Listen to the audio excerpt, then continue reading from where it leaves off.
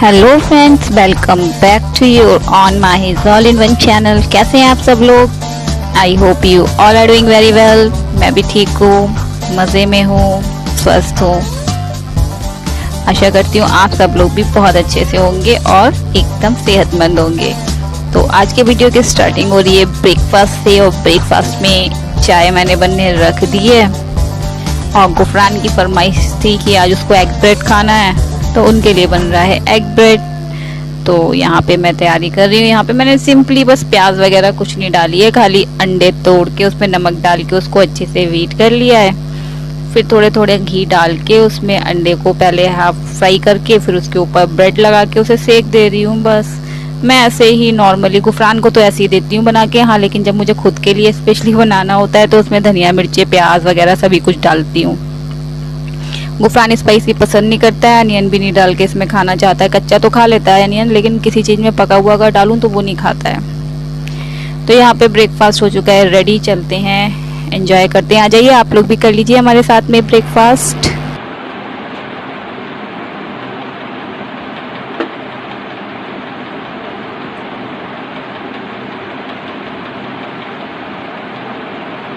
Good morning, कैसे हैं आप सब लोग? I hope you all are doing very well. और अभी यहाँ पे मेरा और गुफरान का हो रहा है ब्रेकफास्ट, और ब्रेकफास्ट में हम लोग खा रहे हैं एग ब्रेड और चाय।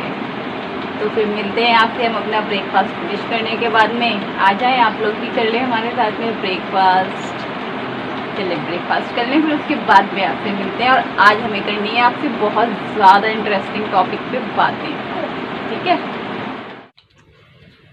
जी? तो मैं आप लोगों से कह रही थी, मैंने आप लोगों से कहा था कि आज एक बहुत ही ज़्यादा इम्पोर्टेंट टॉपिक पे आप लोगों से मैं बात करने वाली हूँ। तो मैं उसको ज़्यादा आगे ना बढ़ाते हुए मैं उस टॉपिक को स्टार्ट कर देती हूँ। एक बहुत बड़ी यूट्यूबर हैं, सिर्फ वही नहीं, उनकी पूरी फैमिली में सभी यूट्यूबर हैं, आप कह सकते हैं। उनके सिस्टर भी यूट्यूबर हैं, उनके सिस्टर के हस्बैंड भी यूट्यूबर हैं, उनके भाई जो हैं वो भी यूट्यूबर हैं, और वो खुद एक बहुत बड़ी यूट्यूबर हैं।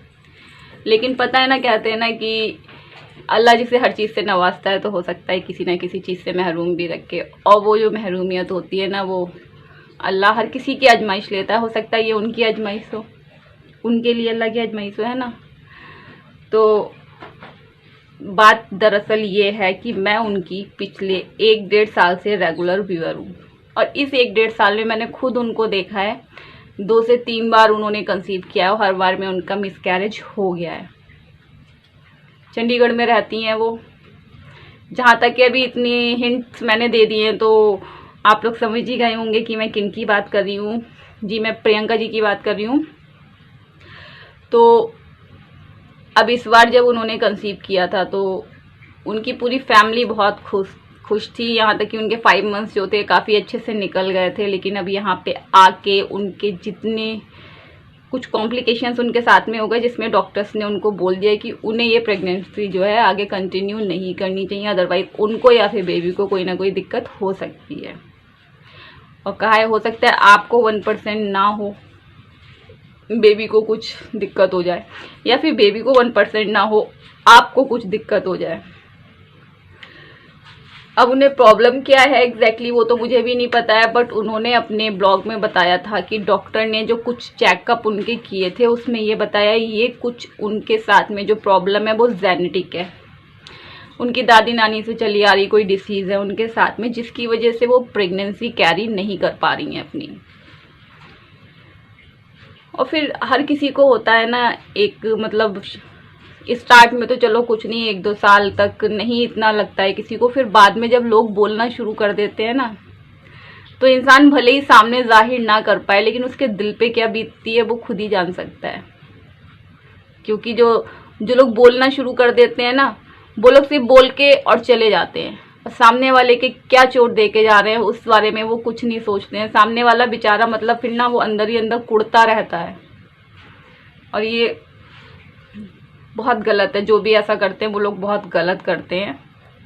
और इस समय यूट्यूब पे ना उनके इसी बात को लेके काफ़ी सारे निगेटिव वीडियोस बने हैं, और इस तरीके से बने कि उन वीडियोस में लोगों ने, जो दूसरे लोग हैं, उन्हें ये सोचने पे मजबूर कर दिया है कि वाकई ही ये क्या नौटंकी है, कोई ड्रामा है। इवन मैंने तक एक निगेटिव वीडियो देखा था, मैं उनके खुद 1.5 साल से रेगुलर व्यूअर हूँ, तो मुझे भी एक बार को यकीन हो गया था कहीं ये सच तो नहीं, कहीं ऐसे व्यूज पाने के लिए तो नहीं करती हैं ऐसा कि हर बार में प्रेग्नेंट इनको ये बोलती हैं कि मैंने कंसीव कर लिया है और फिर 1-2 महीने बाद बोल देती हैं मिसकैरेज हो गया, ये हो गया, वो हो गया। लेकिन फिर मैंने उनका जो लास्ट ब्लॉग जो आया था वो देखा था, तो उसमें उन्होंने अपने रिपोर्ट्स वगैरह सब दिखाए थे, सभी कुछ दिखाया था, जिसमें उन्होंने बताया है कि जो मतलब वहाँ की चंडीगढ़ की बहुत बड़ी गायनोकोलॉजिस्ट है, उन्होंने भी मना कर दिया उनको कि आगे ये प्रेगनेंसी जो उनको कंटिन्यू नहीं करनी चाहिए, क्योंकि इससे कोई फ़ायदा नहीं है, उनको और बेबी को दोनों को सिर्फ और सिर्फ नुकसान ही है। तो प्लीज़ अगर ऐसा डॉक्टर ने बोला है तो मैं प्रिया को बोलूँगी कि प्लीज़ आप इस प्रेगनेंसी को कंटिन्यू ना करें, क्योंकि देखिए जो कुछ भी होता है अच्छे के लिए होता है। हो सकता है कि ऊपर वाले ने इसमें भी आपके लिए कुछ बेहतरी सोच के रखी हो। और मैंने आपके वीडियो में सुना था, आपने प्लेजेंटा करके कुछ बोला था, मैं पूरा नहीं सुन पाई, मेरे बिल्कुल दिमाग से इस समय उतरा हुआ है कि आपने क्या बोला था। लेकिन हाँ, मैं अगर अपने केस की बात करूँ तो मुझे खुद प्लेजेंटा प्रीविया की 3rd स्टेज तक मैं पहुँची हूँ, जिसमें 1st स्टेज में ही डॉक्टर बेड रेस्ट बोलता है, 1st से अगर 2nd में आ गए तो डॉक्टर प्रेगनेंसी कंटिन्यू करने को मना कर देता है। ऐसा मेरे साथ हुआ है, लेकिन मैं तो उसकी 3rd स्टेज में थी और माशाल्लाह से मेरा बेटा एकदम फिट एंड फाइन है। इस समय 11 साल का है वो, और आप लोग उसे देखते हैं मेरे वीडियोस में। लेकिन मैंने बहुत परेशानी उठाई है इन 8 महीनों में। 8 महीनों में जी हाँ, मेरी प्रीमेच्योर डिलीवरी हुई थी, गुफरान जो है वो 8वें महीने में डिलीवर्ड हो गए थे। तो फिर क्या हुआ क्या था मेरे साथ में कि मेरे 3rd महीने से ही मुझे ब्लीडिंग स्टार्ट हो गई थी।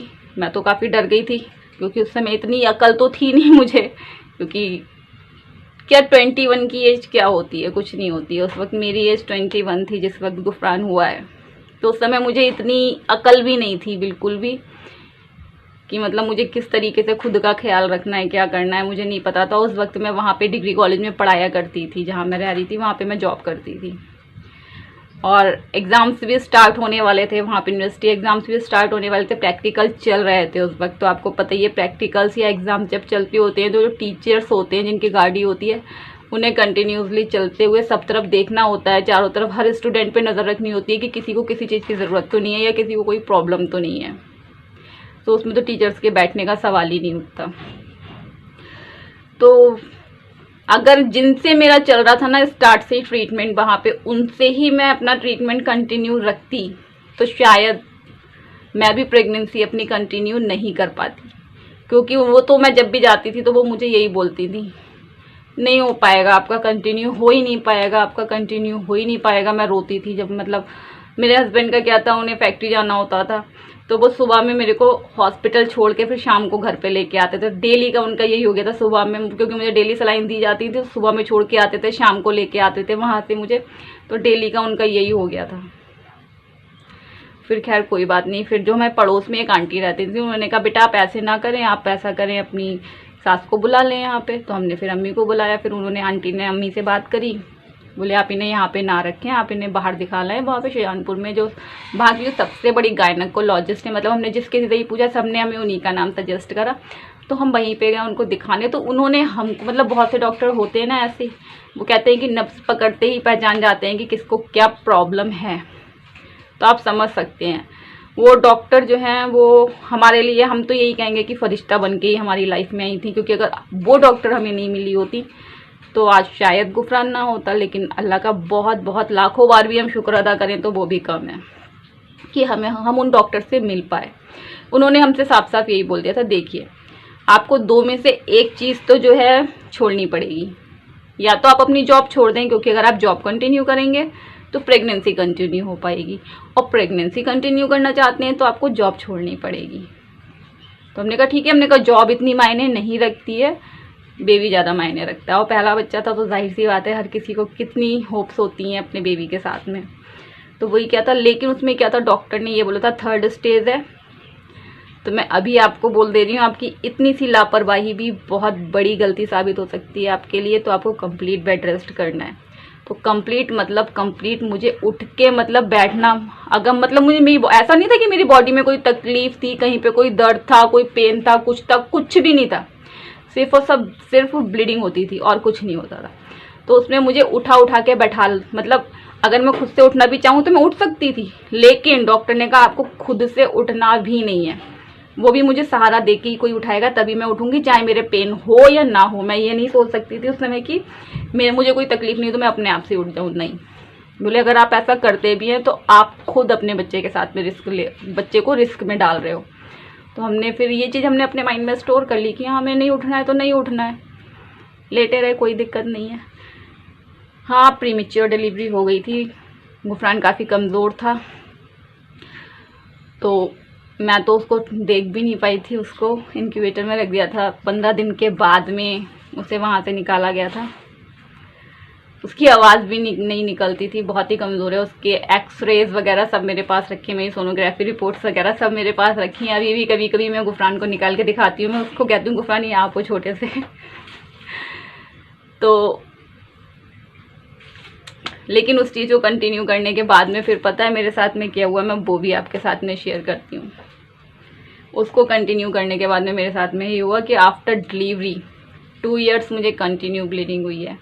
उस बीच में मैं किसी को भी बताती थी ये बात, तो सब लोग ये कहते थे कि सबके साथ में होता है, कोई दिक्कत नहीं है, सबके साथ में होता है, कोई दिक्कत नहीं है। मेरी यहाँ पे गलती क्या थी कि मैंने किसी डॉक्टर से कंसल्ट नहीं करा इस बात पे, मतलब किसी भी आंटी वगैरह से या किसी से भी हम पूछते थे, या हमारे फैमिली में जो भी बड़े बुजुर्ग हैं किसी से भी हमने पूछा तो सबने यही कह दिया होता है, 2 इयर्स तक तो होता है, कोई बात नहीं, नॉर्मली है, नॉर्मली। तो हमने भी इसको नॉर्मली लिया, बट धीरे धीरे करके 4 इयर्स हो गए लेकिन कुछ भी नहीं हुआ इसमें। फिर मैंने सोचा, मैंने कहा नहीं, अब वो प्रॉब्लम वाली बात है, मुझे डॉक्टर को दिखाना पड़ेगा। फिर जब मैंने गायनेकोलॉजिस्ट को दिखाया तो उन्होंने कहा कि ये हार्मोनल इम्बैलेंस हो सकता है, तो उसका ट्रीटमेंट चला। फिर तो बिल्कुल ही ब्रेक लग गए, फिर तो कुछ हुआ ही नहीं फिर क्या कहते हैं, फिर दिखाया तो पता चला कि मेरे को ओवेरियन सिस्ट हो गई है। ओवेरियन सिस्ट का ट्रीटमेंट चला, फिर पता चला ये सर्विक्स में प्रॉब्लम हो गई है। सर्विक्स में क्या प्रॉब्लम हुई वो तो आप लोगों ने मेरा horrible phase of my life वाले वीडियो में देख ही लिया होगा, अगर नहीं देखा हो तो प्लीज़ देख लीजिएगा, आपको खुद पता चल जाएगा मेरे सर्विक्स में क्या प्रॉब्लम हुई थी, क्योंकि मैं उस प्रॉब्लम का जिक्र बार बार अपने हर वीडियो में नहीं करना चाहती हूँ और मुझे खुद गूज़बम्प आते हैं उसके बारे में बात करते हुए, इसलिए मैं नहीं करना चाहती उस चीज़ के बारे में बार बार बात। लेकिन हाँ, अगर मेरा ये वीडियो प्रियंका जी देख रही हैं तो प्लीज़, अगर आपको प्लेसेंटा प्रीविया की दिक्कत है तो आप कंटिन्यू कर सकती हैं, और अगर आप चाहें तो मुझसे इंस्टाग्राम पे बात भी कर सकती हैं, इंस्टाग्राम लिंक दिया हुआ है इसमें। और मेरा ये वीडियो बनाने का मकसद सिर्फ और सिर्फ यही है कि शायद मेरे ज़रिए से आपकी कुछ हेल्प हो पाए।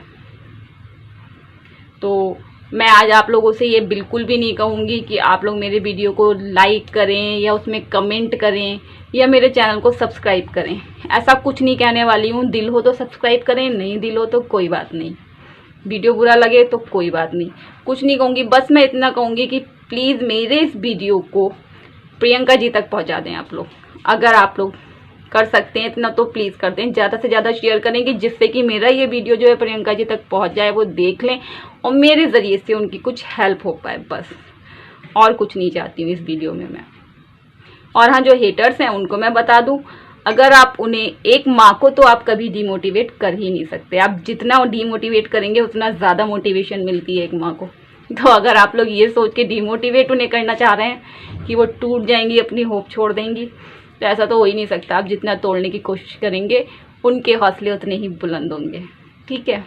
तो लगे रहिए आप लोग अपने काम पे, जितने भी हेटर्स हैं, क्योंकि आप लोग सोच रहे हैं कि आप हम लोग को डिमोटिवेट कर रहे हैं, हम लोग सोच रहे हैं कि आप ही लोग हमारी मोटिवेशन है, ठीक है। तो प्रियंका जी, अगर आप तक मेरा ये वीडियो या मेरा ये मैसेज पहुंचा है तो प्लीज़ इसे पूरा देखा होगा आपने, मैं जानती हूँ, क्योंकि अगर पूरा देखा होगा तभी लास्ट तक पहुंचेंगी आप। और प्लीज़, अगर आपको प्लेसेंटा प्रीविया से रिलेटेड कोई प्रॉब्लम है तो प्लीज़ आप मेरे से कांटेक्ट करें, शायद मैं आपकी हेल्प कर सकती हूँ, ठीक है। तो फिर मिलते हैं अपने नेक्स्ट वीडियो में, तब तक के लिए मैं ये दुआ करूँगी कि अल्लाह पाक आपके बेबी को और आपको एकदम healthy and fit and fine रखे और वो सही सलामत इस दुनिया में आ जाए, ठीक है। और हाँ, अगर कॉम्प्लिकेशंस ज़्यादा हैं तो प्लीज़ कंटिन्यू ना करें, लेकिन मैं इतना ज़रूर चाहूँगी कि आप एक बार मुझसे बात ज़रूर कर लें। चलें तो फिर बात करते हैं अब अपने नेक्स्ट वीडियो ब्लॉग में। अल्लाह हाफिज़, take care, stay safe, stay healthy, bye bye.